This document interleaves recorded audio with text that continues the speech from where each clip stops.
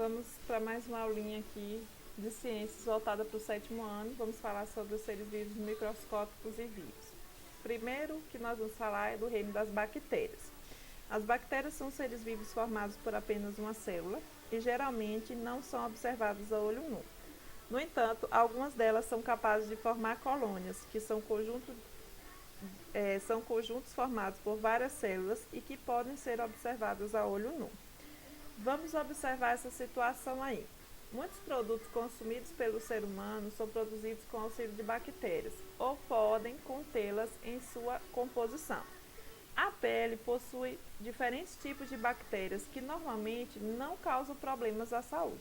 A quantidade de bactérias presentes no intestino humano é maior do que o total de células do corpo inteiro.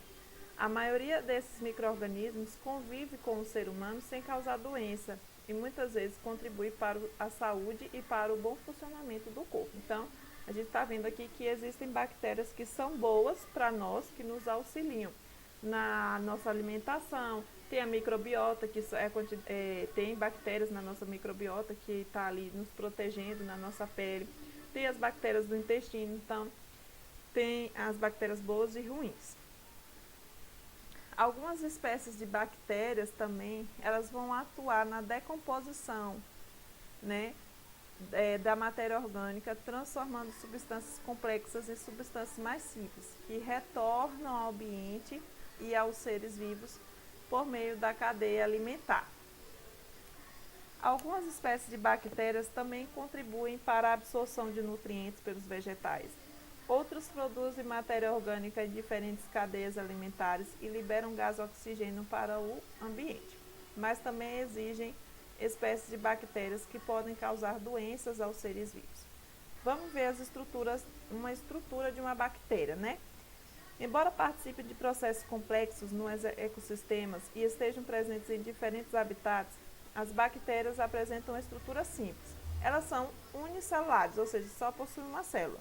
São procariontes, ou seja, não apresentam organelas, não tem núcleos delimitados, né? Fica ali, o material genético fica disperso no citoplasma mesmo. Vamos ver aqui. A célula bacteriana apresenta tipicamente parede celular, membrana plasmática, citoplasma, material genético e ribossomos. Em alguns casos pode apresentar estruturas de locomoção, como os flagelos. Aí tem o citoplasma, membrana plasmática, a parede celular que vai envolver a célula bacteriana, contribuindo para a sua proteção. Essa estrutura é formada principalmente por proteínas e açúcares. Tem a cápsula, que vem depois aí da parede celular e da membrana plasmática. Muitas bactérias apresentam flagelos, que são estruturas alongadas que atuam na sua locomoção. Os ribossomos atuam na síntese de proteínas. A maior parte do DNA das células bacterianas associa-se a proteínas, formando uma estrutura circular denominada de cromossomo bacteriano. Então, a gente vê aí que tem membrana plasmática, tem parede celular, tem o flagelo para locomoção, tem o ribossomo para quebra de proteínas, tem o DNA disperso aí no citoplasma.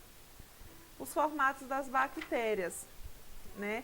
Temos o bacilo, que são células com formato alongado.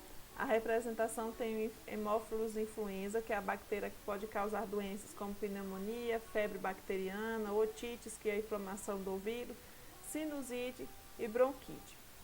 Vibrião, célula em formato de vírgula.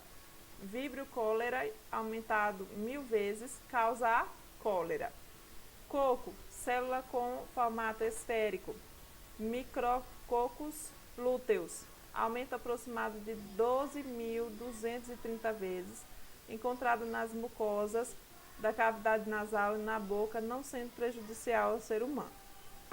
Metabolismo das células, né, das bactérias, melhor dizendo. As bactérias obtêm nutrientes de diferentes maneiras. Em relação à obtenção de energia e à necessidade de gás oxigênio para realizar esse processo, existem dois grupos de bactérias, as aeróbias e as anaeróbias. As bactérias anaeróbias são aquelas que não precisam de oxigênio para obter energia. Elas vão fazer isso através da fermentação láctea, né? Ou seja, o oxigênio para elas é tóxico. O que é que elas fazem? Elas quebram a glicose, originando uma molécula menor chamada de ácido lático. E aí vão liberar energia, né? Vão obter essa energia. Nesse processo ocorre a liberação de energia que é utilizada por ela. A quantidade de energia liberada pelo processo de fermentação é menor do que a liberada pela respiração celular. Então, essas são as anaeróbias. E as células aeróbias, elas precisam de oxigênio, elas obtêm energia através do oxigênio. Aí a gente tem um exemplo aí. O Microbacterium tuberculosis é um exemplo de bactéria aeróbia. Esse micro-organismo causa tuberculose, doença que afeta principalmente o pulmão. Ela é transmitida de pessoa para pessoa por meio de gotículas de saliva contaminadas, como as expelidas no ar durante a tosse. Aí está mostrando, né, o que é que acontece. E tem um exemplo das bactérias anaeróbias, que são aquelas que obtêm energia através da fermentação lática. Micro-organismos como Streptococcus thermophilus e o Lactobacillus bulgaricus são utilizados na produção de alimentos como iogurte. Para obter energia, esses micro-organismos vão realizar a fermentação lática, como eu falei. As cianobactérias são exemplo de bactérias, né, que produzem o seu próprio alimento. Aí tem as cianobactérias, por exemplo, vão produzir o seu próprio alimento por meio da fotossíntese. Nesse processo, elas utilizam gás carbônico, a água e a energia, que vai produzir glicose, que vai ser a sua fonte de energia, e gás oxigênio, que vai ser liberado para o ambiente. A reprodução das bactérias.